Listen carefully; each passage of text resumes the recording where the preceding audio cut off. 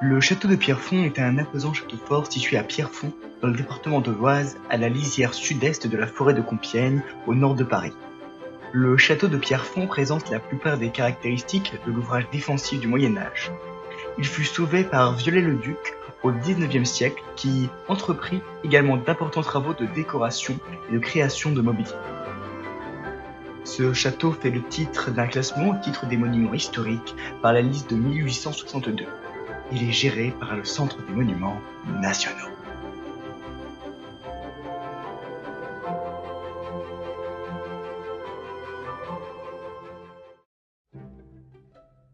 Longtemps laissé en ruine, c'est le prince président Louis-Napoléon Bonaparte qui visite le château en 1850. Devenu l'empereur Napoléon III, il demande sur les conseils de Prosper Mérimée à l'architecte Eugène Viollet-le-Duc d'entreprendre la restauration de l'édifice en 1857. Une anecdote raconte que l'empereur hésitait entre la restauration du château de Pierrefonds et celle d'un autre château. L'impératrice Eugénie lui aurait proposé un tirage au sort dont sortit le nom de Pierrefonds. Et pour cause, pour satisfaire sa préférence, elle aurait écrit ce nom sur les 2 papiers du tirage.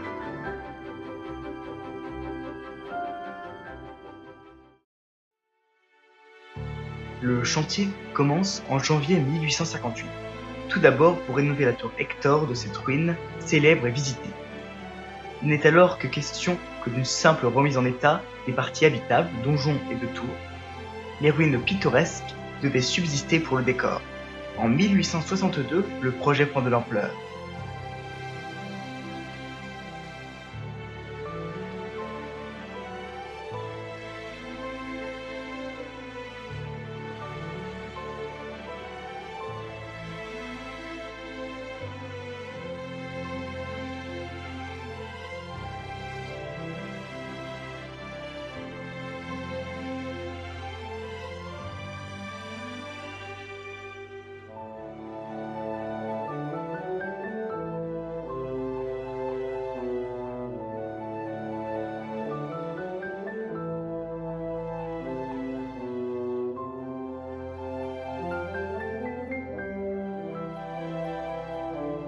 Le souverain désire cette fois-ci en faire une résidence impériale afin de recevoir et de faire admirer sa collection d'armes et d'armures.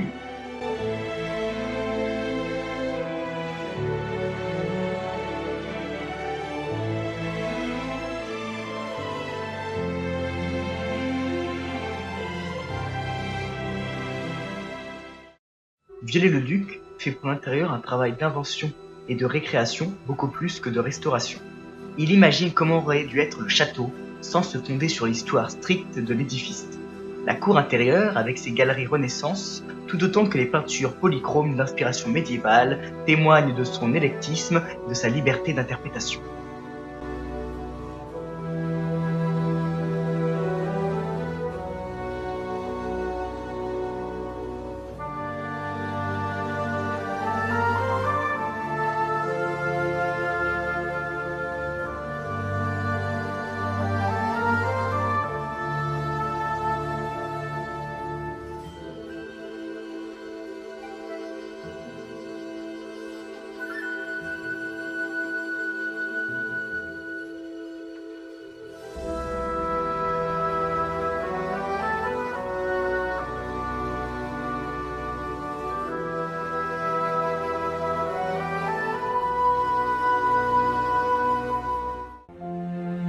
On reconnaît par contre dans l'architecture extérieure son excellente connaissance de l'art castral du XIVe siècle. L'architecte s'offre cependant dans le parc et les fortifications un éventail éclectique des constructions défensives des autres époques. Il a laissé libre cours à une inspiration très personnelle, travail qui n'est pas sans rappeler celui effectué par l'architecte au château de Roquetaillade, mort avant la fin du chantier. C'est son gendre Maurice Ouradou qui continue la reconstruction, puis Juste-Niche qui la termine sur la période 1858-1885.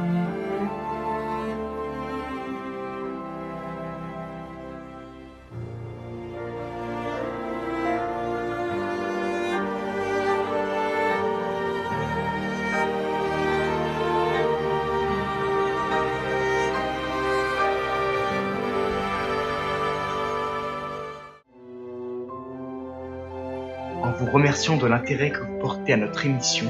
Je vous retrouve la semaine prochaine pour un nouvel épisode au cœur de l'histoire de France.